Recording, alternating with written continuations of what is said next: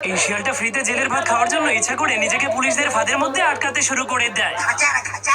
কিন্তু সে হাজারো চেষ্টার পরেও নিজেকে সেই ফাঁদের মধ্যে আটকাতে পারছিল না। তবুও সে হার না মেনে অনেক কষ্ট করে নিজের লেজটাকে সেই ফাঁদের মধ্যে ঢুকিয়ে দিয়ে মরে যাওয়ার নাটক করতে শুরু করে দেয়। তখন একজন শিকারী পুলিশ জেল থেকে বের হয়ে এসে সেই শিয়ালটাকে বলতে শুরু করে, তুমি এখানে আটকেছো কেন? এই ফাঁদটা শুধুমাত্র সিলভার কালারের শিয়ালদের জন্য। এটা বলে সে লাল শিয়ালটার পাছায় লাথি মেরে তাকে সেখান থেকে তাড়িয়ে দেয়। কিন্তু তখনই লাল শিয়ালটা সিলভার কালারের রং খুঁজে পেয়ে গেলে তার মাথায় একটা আইডিয়া চলে আসে। এই জন্য সে রঙগুলোকে নিজের গায়ে লাগিয়ে দিয়ে আবারও ইচ্ছা করে সেই ফাঁদের মধ্যে আটকে যায়, কারণ সে জেলখানে গিয়ে ফ্রিতে শুয়ে শুয়ে খাবার খেতে চাইছিল। এই জন্য সে অনেক খুশি হয়ে জেলখানায় চলে আসে। আরে তো যাই।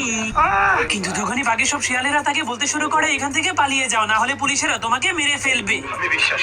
কিন্তু সে ফ্রিতে খাবার খাওয়ার লোভে কারো কথাই বিশ্বাস করে না। তো সেই শিয়ালটাকে বলে, তোমার সাহস থাকলে আমাকে এখান থেকে বের করে দেখাও। এই জন্য সেই শিয়ালটা তার দাঁতের সাহায্যে একটা লোহাকে কামড় মেরে চাবি তৈরি করে ফেলে। এরপর 9টা